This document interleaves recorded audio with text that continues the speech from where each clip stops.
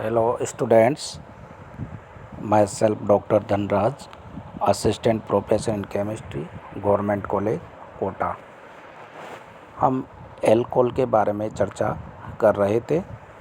आज हम एल्कोहल को बनाने की विधियों के बारे में पढ़ेंगे। हमने विभिन्न प्रकार के एल्कोहल जैसे monohydric alcohol, dihydric alcohol, trihydric alcohol और पॉलीहाइड्रिक एल्कोहल के बारे में अध्ययन किया था। सबसे पहले हम मोनोहाइड्रिक एल्कोहल को कौन कौन सी विधियों द्वारा बनाया जा सकता है इसके बारे में अध्ययन करेंगे। Methods of formation of monohydric alcohols. Carbonyl समूह C डबल बॉन्ड O युक्त कार्बनिक यौगिकों एल्डिहाइड, कीटोन, कार्बोक्जिलिक अम्ल एवं एस्टर के अपचयन द्वारा मोनोहाइड्रिक एल्कोहलों का निर्माण किया जा सकता है। इन यौगिकों का अपचयन दो प्रकार से होता है। हम सभी जानते हैं कि अपचयन किसको कहते हैं। यदि किसी यौगिक में हाइड्रोजन की वृद्धि हो अथवा ऑक्सीजन की कमी हो तो उसे हम अपचयन कहते हैं। तो हाइड्रोजन की वृद्धि यहाँ हम देखते हैं, जैसे कि एल्डिहाइड में हाइड्रोजन जुड़ता है तो एल्कोहल बन जाता है, यानी कि एल्डिहाइड का अपचयन होकर एल्कोहल बना देता है। दूसरी ओर है ऑक्सीजन की कमी। ऑक्सीजन की कमी कार्बोक्सिलिक अम्ल का अपचयन होता है और एल्डिहाइड बनता है। C डबल बॉन्ड OH समूह में से एक ऑक्सीजन निकलता है तो CHO समूह बन जाता है। तो यहाँ पर ऑक्सीजन की कमी हो रही है और एल्डिहाइड का अपचयन होता है तो फिर हाइड्रोजन की वृद्धि होकर एल्कोहल का फॉर्मेशन हो जाता है। कार्बोनिल समूह युक्त कई कार्बनिक यौगिक जैसे कि एल्डिहाइड, कीटोन, कार्बोक्सिलिक अम्ल व एस्टर अपचयित होकर मोनोहाइड्रिक एल्कोहल बनाते हैं। इन विधियों द्वारा बने हुए एल्कोहल प्राथमिक अथवा द्वितीयक प्रकृति के होते हैं। इन विधियों से तृतीयक एल्कोहल नहीं बनाए जा सकते। इस वर्ग के कुछ सामान्य उदाहरण निम्न प्रकार है, जैसे एल्डिहाइड के अपचयन से 1 डिग्री एल्कोहल बनता है, कीटोन के अपचयन से 2 डिग्री एल्कोहल बनता है, कार्बोक्सिलिक अम्ल के अपचयन से 1 डिग्री एल्कोहल बनता है और एस्टर के अपचयन से 1 डिग्री एल्कोहल बनता है। इनमें से एल्डिहाइड और कीटोनों का अपचयन धातु उत्प्रेरक की उपस्थिति में हाइड्रोजन द्वारा करवाया जा सकता है।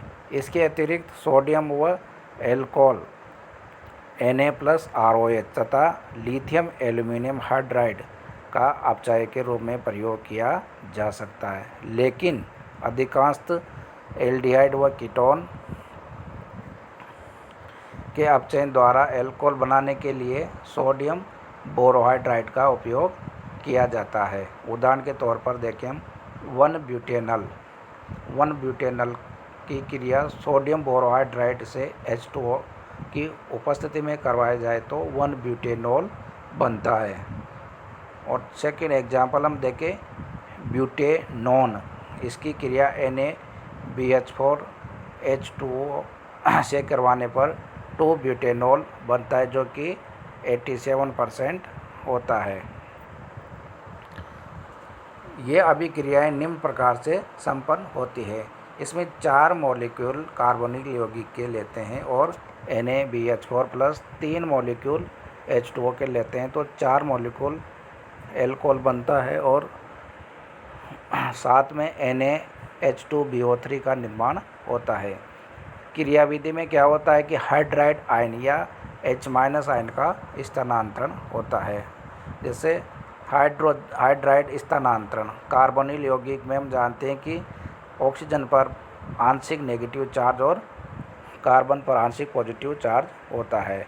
तो आंशिक पॉजिटिव चार्ज वाले कार्बन की जो क्रिया होती है वो बन जाता है आपका एल्कोक्साइड आयन और ये HOH की प्रेजेंस में एल्कोहल में परिवर्तित हो जाता है और साथ में NaOH बाहर निकल जाता है।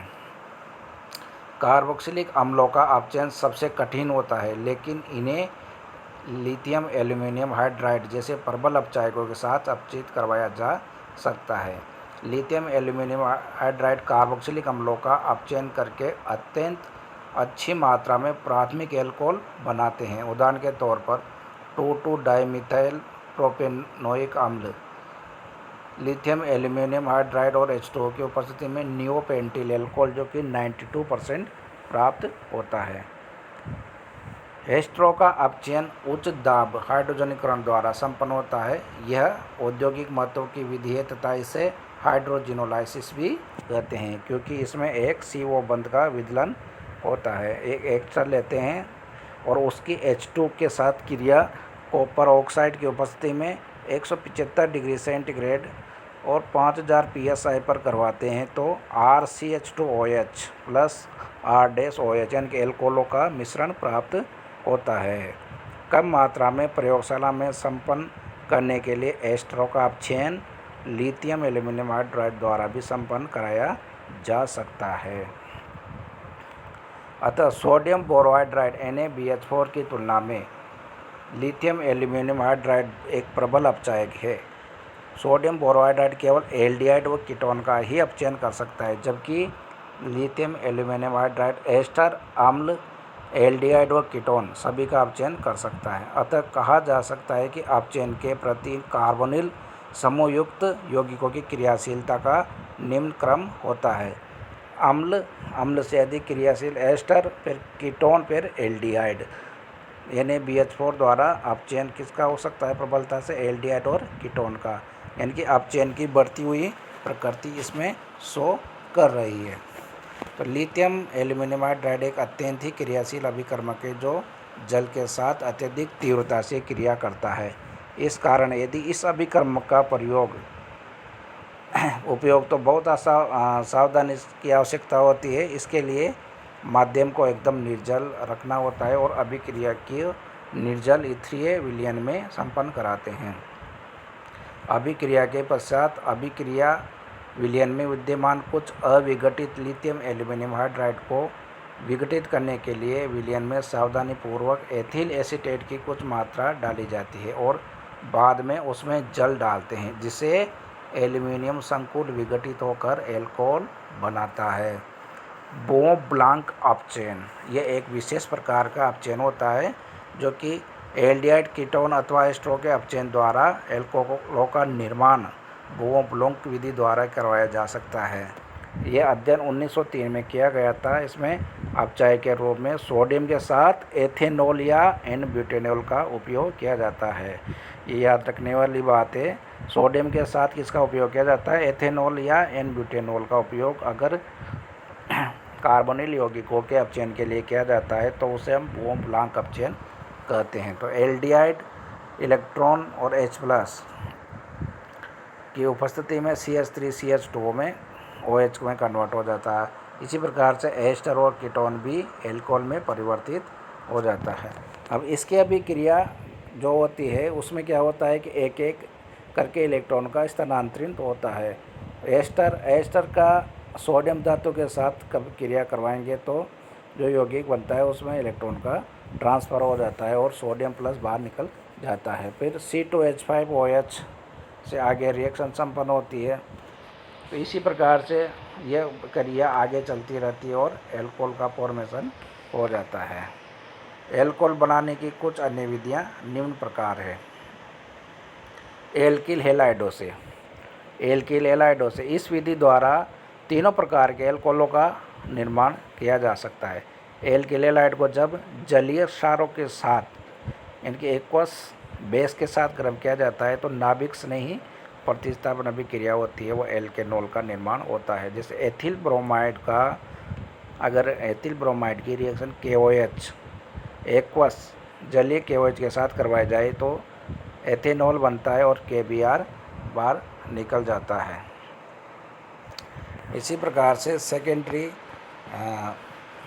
जो अपन रिएजेंट लेते हैं 2-ब्रोमोप्रोपेन, तो 2-ब्रोमोप्रोपेन की क्रिया KOH के साथ करवाई जाएगी तो 2-प्रोपेनॉल मुख्य उत्पाद के रूप में बनेगा। इसी प्रकार से तृतीयक हैलाइड नाभिक स्नेही प्रतिस्थापन के स्थान पर विलोपन उत्पाद ही मुख्य उत्पाद के रूप में बनाते हैं। अतः इसके कुछ विशेष व्यवस्था करनी होती है। जैसे CH3CH3Br इसकी क्रिया एसिड के सिल और लवण के साथ करवाई जाए एथिल अल्कोहल की उपस्थिति में तो AgBr बनता है।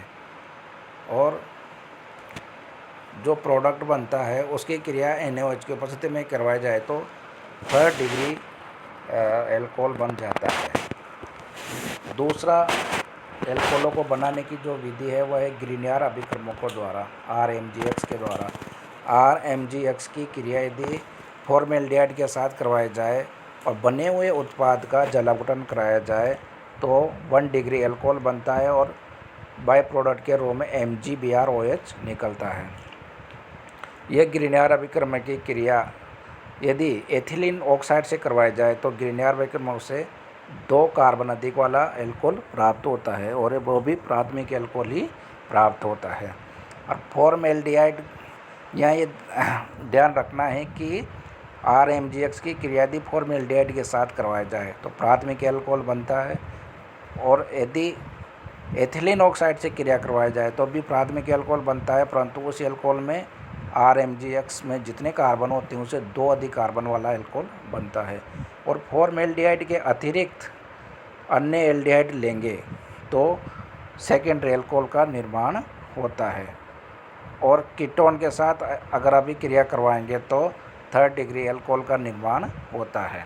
तो ये इम्पोर्टेंट विधि है ग्रिनियर अभिक्रमक से एल्कोहल बनाने की। फॉर्मेल्डिहाइड लेंगे तो प्राथमिक एल्कोहल बनेगा, फॉर्मेल्डिहाइड के अतिरिक्त अन्य एल्डिहाइड लेंगे तो सेकेंडरी एल्कोहल बनेगा, और कीटोन के साथ अगर अभी क्रिया करवाएं RMGX की तो बनता है 3rd डिग्री एल्कोहल।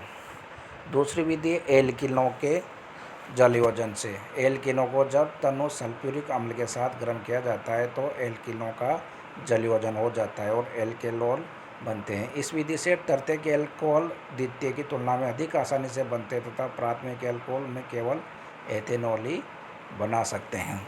जैसे प्रोपीन की क्रिया H2SO4 के साथ H2SO की उपस्थिति में करवाई जाए तो 2-प्रोपेनॉल बनता है। 2-मेथिल प्रोपीन की क्रिया करवाई जाए तो 2-मेथिल-2-प्रोपेनॉल बनता है। और एथिलीन की क्रिया H2SO4 + HOH की उपस्थिति में करवाई जाए तो एथेनॉल बनता है। क्रिया विधि क्या होती है इसकी? ये अभिक्रिया एक मुक्त कार्बोकेटायन द्वारा संपन्न होती है, यानी कि एल्किन + H+, तो एक 2nd डिग्री कार्बोकेटायन बनता है जो जल की उपस्थिति में क्रिया करके OH2+ का फॉर्मेशन करता है प्रोडक्ट में, जो जुड़ा रहता है प्रोडक्ट के कार्बन के साथ, और -H+ निकल के एल्कोहल का फॉर्मेशन कर देता है। चूँकि एक 3rd डिग्री कार्बन C+ सबसे अधिक स्थायी होता है, इसलिए तृतीयक एल्कोहल आसानी से बनते हैं। उपयुक्त अभिक्रिया एक मुक्त कार्बोकेटायन द्वारा संपन्न होती है। यदि पुनर्विन्यास की गुंजाइश हो तो हमें रीअरेंजमेंट एल्कोहल ही मिलते हैं। नेक्स्ट विधि है मर्क्यूरीकरण अभिक्रिया द्वारा। यह भी एक महत्वपूर्ण विधि है। यह एक युग्म अभिक्रिया है जिसमें 2 प्रक्रम होते हैं, 2 स्टेप में रिएक्शन संपन्न होती है। फर्स्ट है ऑक्सीमर्क्यूरीकरण। इस अभिक्रिया में एल्किन अणु में मरकरी यौगिक की योगात्मक क्रिया संपन्न होती है। इसके लिए हम टेट्राहाइड्रोफ्यूरन मीडियम में एल्किन की मर्क्यूरिक एसीटेट से क्रिया करवाते हैं।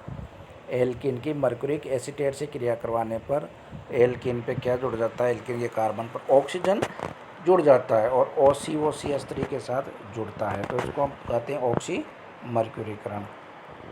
दूसरे स्टेप में डीमर्क्यूरेशन यानी कि विमर्क्यूरीकरण होता है। इस अभिक्रिया में अणु से मरकरी परमाणु का निष्कासन होता है। इसके लिए उपयुक्त अभिक्रिया में बने हुए मरकरी यौगिक की सोडियम बोरोहाइड्राइड व सोडियम हाइड्रोक्साइड के साथ क्रिया करवाते हैं।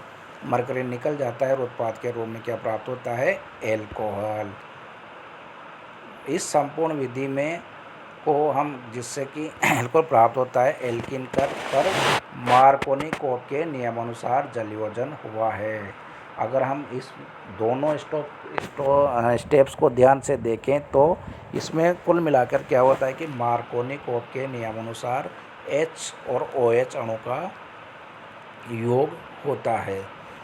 जैसे मर्क्यूरीकरण में जैसे CH3 CCSO COCH3 CH2 CH2 के साथ HgO CO CH3 जुड़ा हुआ है, और इसकी क्रिया NaBH4 NaOH के साथ करवाया जाए तो इसमें से Hg बाहर निकल जाता है और एसिटिक अम्ल के 2 मॉलिक्यूल भी बाहर निकलते हैं और हमें ब्यूटेनॉल प्राप्त होता है, 3,3 डाइमेथिल 2 ब्यूटेनॉल।